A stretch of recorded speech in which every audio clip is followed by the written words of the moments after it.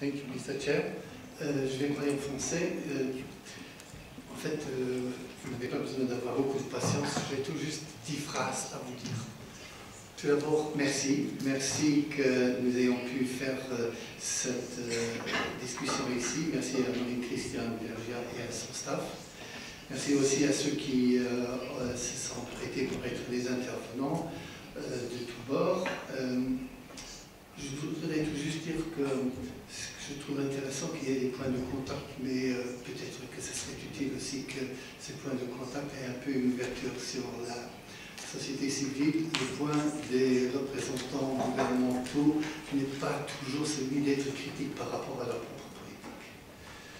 Mais ça, c'est un constat général et ce n'est pas une accusation générale.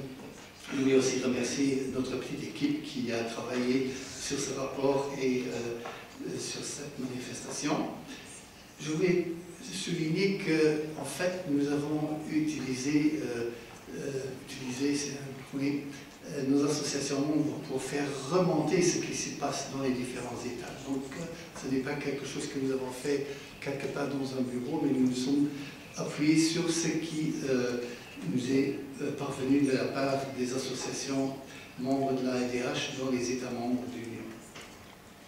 Ce rapport, nous l'avons présenté déjà à la Commission et aujourd'hui, donc ici dans l'enceinte du Parlement européen, mais aussi il va être présenté sous différentes formes dans toute une série d'États membres.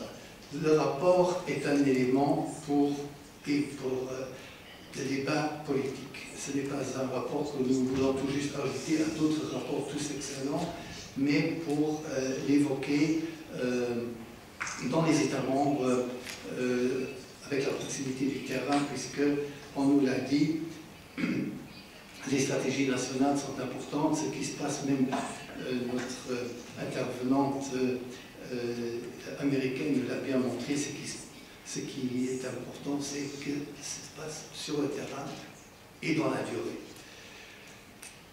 Si le respect des citoyens de l'Union se mesure à l'aune de ces minorités, et par exemple, donc, à l'aune des Roms, je crois qu'il y a encore pas mal de travail à faire.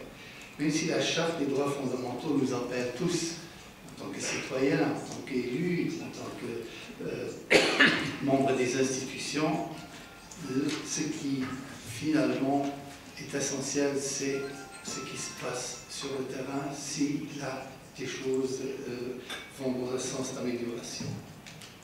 Et d'ailleurs, je voudrais terminer par là, à ce qui paraît, 2013 est l'année européenne des citoyens.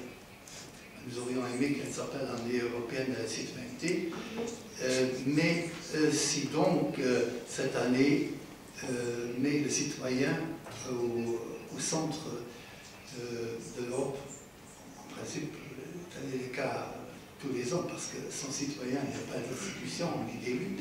Mais donc, si on met le focus sur les citoyens et la citoyenneté, c'est une belle occasion de considérer aussi les minorités et les Roms comme des citoyens à plein titre, comme des citoyens à 100%.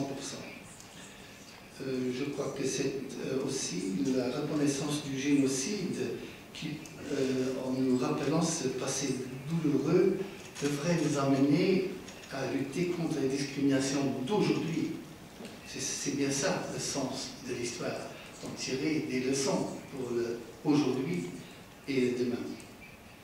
Et bien, je crois qu'il nous appartient à tous de jouer notre rôle de citoyens, d'acteurs de la vie de tous les jours, pour que cette année européenne de la citoyenneté ne passe pas inaperçue et laisse des traces de véritable amélioration de la citoyenneté dans les États membres.